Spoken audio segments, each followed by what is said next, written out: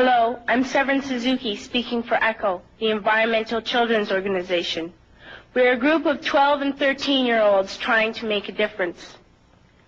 Vanessa Seti, Morgan Geisler, Michelle Quigg, and me.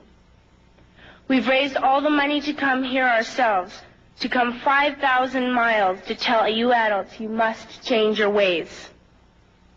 Coming up here today, I have no hidden agenda. I am fighting for my future.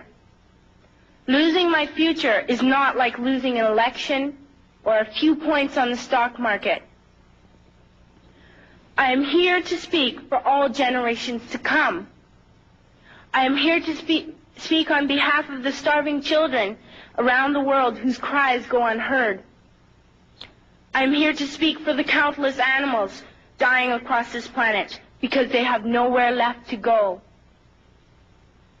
I am afraid to go out in the sun now because of the holes in our ozone. I am afraid to breathe the air because I don't know what chemicals are in it. I used to go fishing in Vancouver, my home, with my dad, until just a few years ago we found the fish full of cancers. And now we hear of animals and plants going extinct every day, vanishing forever. In my life, I have dreamt of seeing the great herds of wild animals, jungles and rainforests full of birds and butterflies. But now I wonder if they will even exist for my children to see. Did you have to worry of these things when you were my age?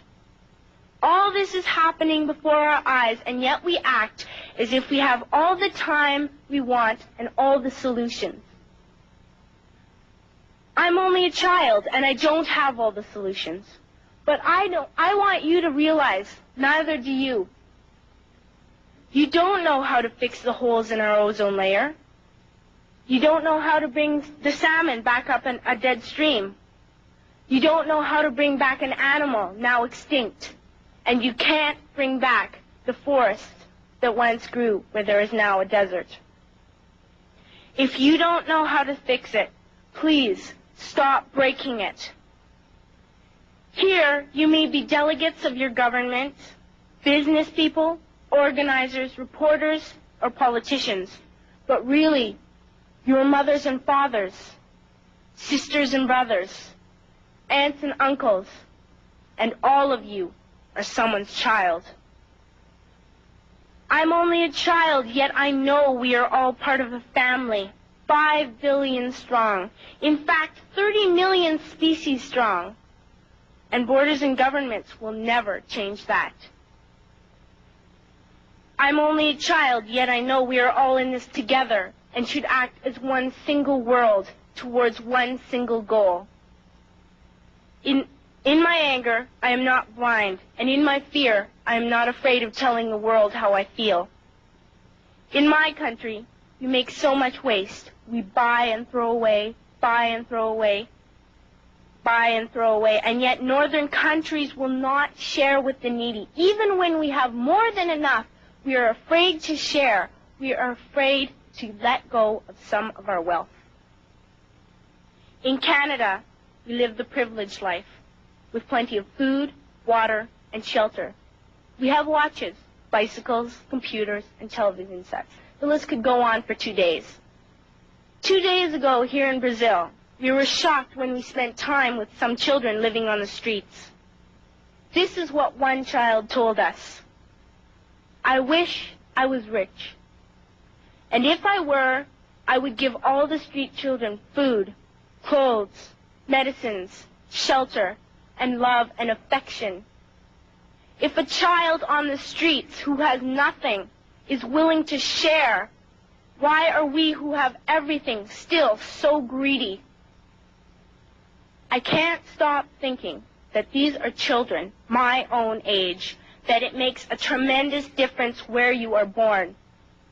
That I could be one of those children living in the favelas of Rio. I could be a child starving in Somalia, or a victim of war in the Middle East, or a beggar in India. I am only a child, yet I know if all the money spent on war was spent on finding environmental answers, ending poverty, and finding treaties, what a wonderful place this earth would be. At school, even in kindergarten, you teach us how to behave in the world. You teach us not to fight with others, to work things out, to respect others, to clean up our mess, not to hurt other creatures, to share, not be greedy.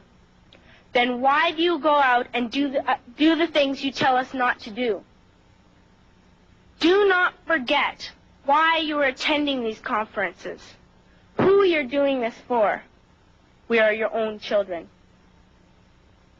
You are deciding what kind of a world we are growing up in. Parents should be able to comfort their children by saying, everything's going to be all right. It's not the end of the world, and we're doing the best we can.